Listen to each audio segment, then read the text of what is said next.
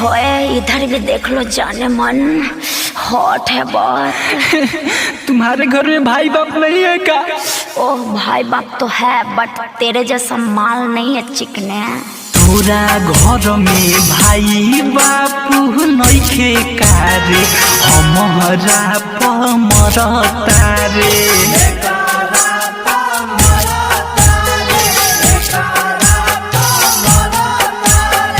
अपने तू भैया के फंसाओ ना रे, हमरा पकाहे मरता रे।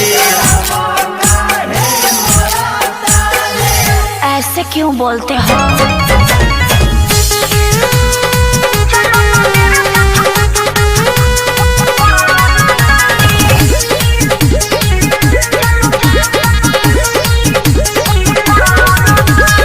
लहरे लायागी जैसे लहरे जवानी, चल न होने चल के डाल द तू पानी। जैसन तू सोचता वैसन न बहानी, ले जाके इज्जत तूने लुटबू गुंडा खानी।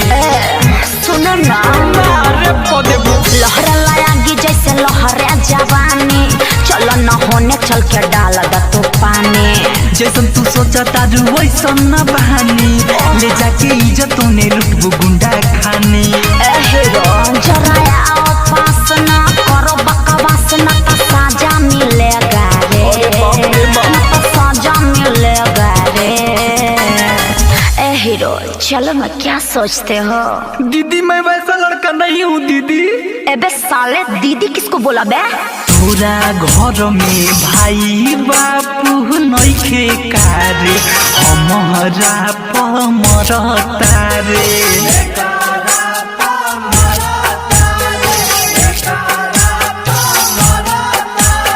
अपने तू भैया के फंसाओ ना रे, हमरा पकाहे मरता रे।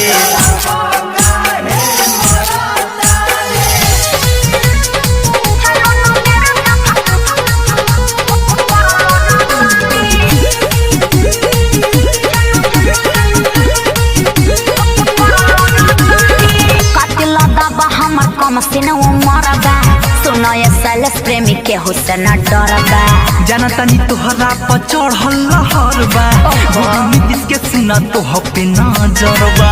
अरे एक बार डुबकी लगा के तो देखना गहिरबा। कातिला दाबा हमर कम सिने मरबा, सुनो ये सैलेस प्रेमी के हुसन डरबा। जाना तनी तोहरा पर चढ़ल लहरबा, गुडुआ जाय के सुना तो पे नजरबा। चलो चलो सोना ना करो चोन्हा, खूब कलम हिलेगा रे, खूब कलम हिलेगा रे। डार्लिंग मान जाओ ना, खूब मजा दूंगी।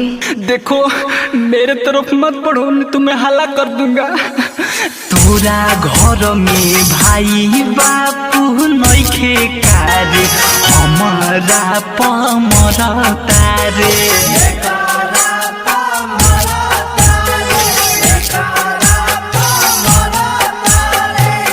अपने तू भैया के फंसाओ ना रे, हमरा पकाहे मरता रे। हमरा सुना होई, गुडुआ के भेज देता रे। अभी अभी चढ़ा है 16 के जवानी, चलो ना मेरे साथ कर लो ना दानी। छोड़ दूंगी ना, नहीं लूंगी फीस, कच कच दूंगी किस, खूब मजा मिलेगा रे, मजा मिलेगा रे। ओए होए इधर भी देख लो, जाने मन हॉट है बहुत। तुम्हारे घर में भाई बाप नहीं है क्या? ओह भाई बाप तो है, बट तेरे जैसा माल नहीं है चिकने। तोरा घर में भाई बापू नइखे कारे, हमारा पमरता रे।